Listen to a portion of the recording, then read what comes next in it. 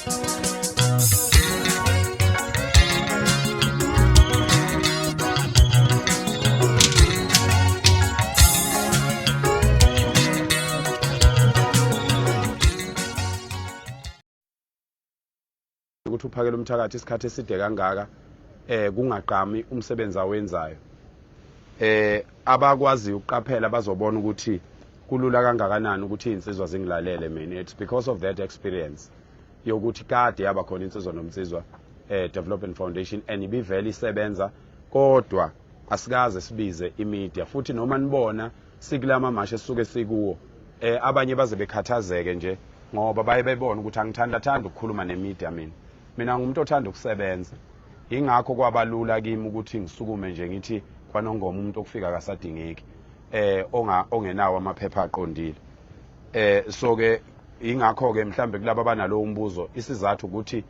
hayi ukuthi anginithande nginihlonipha kakhulu nike nibone nginilwela ngisho ukunilwela la kodwa angithanda ukukhuluma kakhulu mina ngithanda ngathi kungathintwa izinto kuthintwa izinto ingakho nohulumeni ngimcela kanjalo. So the core function of Insizwa Nomsizwa Development Foundation, we as Insizwa Nomsizwa Development Foundations exist to restore moral fabric in South Africa.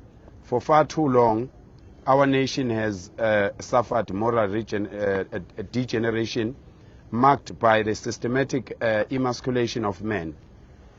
We are committed to bringing back the dignity, responsibility, and strength of South African men, because a nation cannot rise when its fathers are brought to the law. It is a myth that emasculation of black men, it is no myth that emasculation of men in South Africa is deeply rooted in the historical and economic legacies of colonial and apartheid. The politicians and politics have failed to end this systematic oppression, the migrant labor system and modern economic marginalization stripped black men of the traditional roles and providers of families' heads, and it's continued to happen to this day. I'm so sorry, man, as I'm not well. The consistent economic inequality and high unemployment rates prevent many black men from achieving financial independence, and once that happens, a man cannot fulfill their role as providers. Sizoyedlulisa lesi statement esibhalwe ngesilungu, kodwa into enkulu esizama ukuyenza la thina njengensizwa nomsizwa Development Foundation since saqala ukuba khona umsebenzi omkhulu esawubona unesidingo esikhulu esokuthi uma kufika ipolitiki into eyenzeka abantu besilisa baphucwa amandla, hayi amandla okuganga, hayi amandla okushaya, hayi amandla okubulala, kodwa baphuca amandla omqondo okuzazi ukuthi bona bangamadoda kufanele kube khona into abayimelayo. Ingakho ubona ama-politicians kulula ukuthi avuka akhulume noma yini ezweni elinamadoda, akhulume maqeda angayenzi leyo nto, aphinde abuye njengoba kuzoza inketho, aphinde futhi akhulume into efanayo eyikhuluma phezulu kwamadoda, nokuyinto engavumelekile leyo. Ubona ke ama-politicians amaningi isikhathi esiningi uwathola ekwazi ukuthi afike emakhaya umnumzane ekhona, afike ama-politicians abiza ingane, akhankasa ingane, ekhona ubaba wekhaya aqale enganeni akhulume nengane azaqede ngento afisa ukuthi yenzeke endaweni. Izinto zonke lezo ke sifisa ukuthi uma sifuna ukulekelela izwe yenqaba lensizwa kwathunyelwa umuntu wesibili ngenqaba kwaze kwathunyelwa umuntu oseParliament wangifonela uxolo wangifonela umuntu oseParliament wazichaza ukuthi ubani kwayima ngivuma ukujika eStanderton. Baqala ukungifonela ngakafika eStanderton, bangifonela ngibheke eStanderton kwakusasele 35 minutes ngifike eStanderton.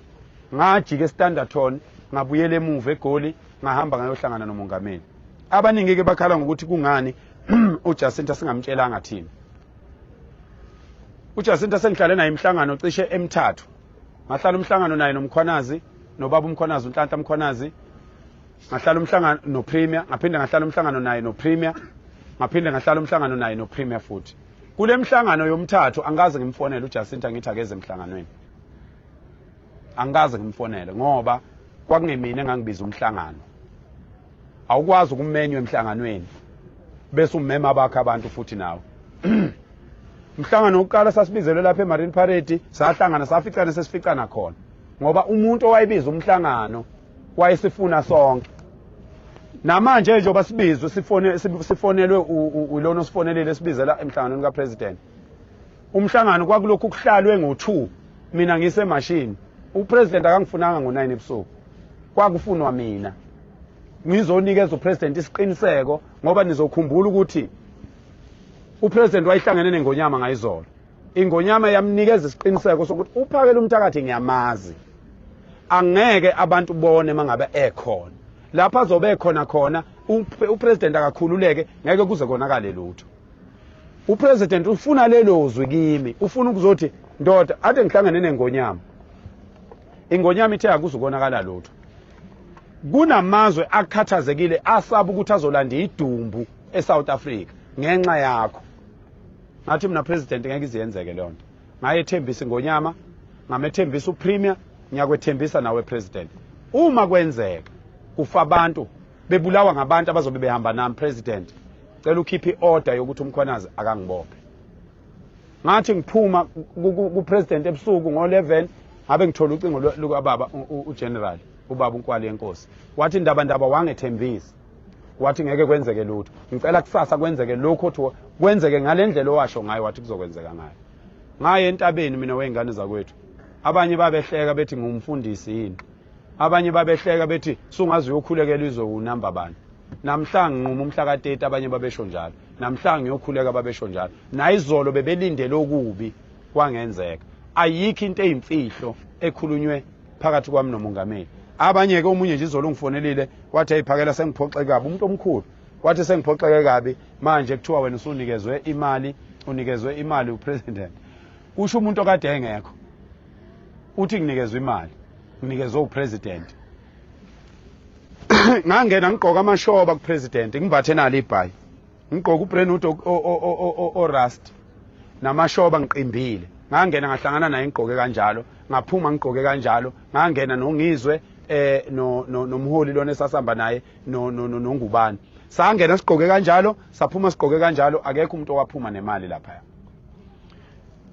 abantu abayeke ukuqagela izinto okokuqala okwesibili abantu abayeke ukuthi mabezonda ubaba uRamaphosa uPresident bese befuna sonke simzonde mina ngizondani kodwa engakutshela uPresident ngamtshela uPresident wazi wangibuza ukuthi ngafundaphi ngoba ngamela ubudoda laphana mina ngamtshela uPresident okokuqala wayezocela uPresident ephakamisa isiphakamiso sokuthi singakwazi ukuyihlehlisa lento ingabi ngomhla ka30 ngamphendula uPresident ngathi ngeke kusenzeka President uyashutha qala mfethu uphakamisile ngibonga ngethuba ngimekayo la ngiyizwa ngiphakela umphakathi lo khulumayo ngokwamabasole kwamaphumulo sibonge kakhulu umfowabo abanyaba kahle siyabona umbuzo ngesinqomo noma ngendlela media house mfethu angikho media house ngicela ukuyibamba ngapha ngicela ungene mfethu Lingamnisi from Newsroom Africa. So your critics will say that you are saying SPAR has 15,000 jobs, there is another firm in Durban, Colony, and there are 2 million people that left, and some will say, where is the proof of that? Do you have any communication, official communication from SPAR and all those businesses? No. Okay, no, I'm not taking. So, bring it to Sakuba. You finish? Okay, sure.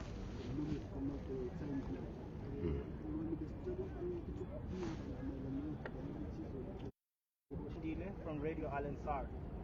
In South Africa, we've got different demographics: whites, okay, Amandi as well.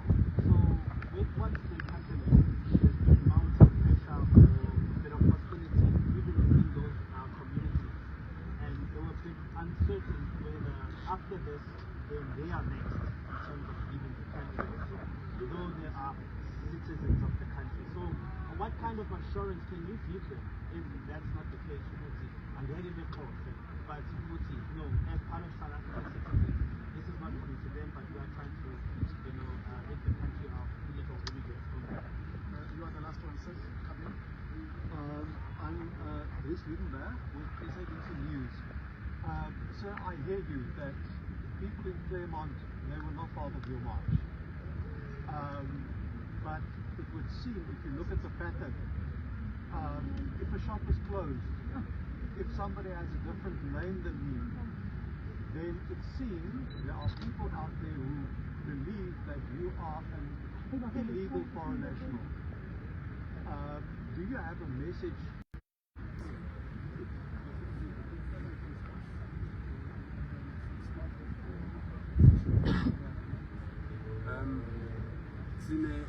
We have a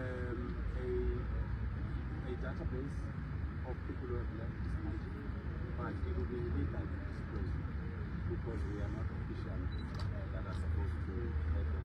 We have it is 150,000 Malawians that gathered here in Joburg and in Pietermaritzburg. The number is 150,000. So alone in for one country, those people are from one country. They are not for the whole of South Africa. So if one country can give us the volunteers from Malawi that are saying we are leaving, how many Malawians are here? How many Nigerians are here? How many, all these countries? So that's why, Tina, we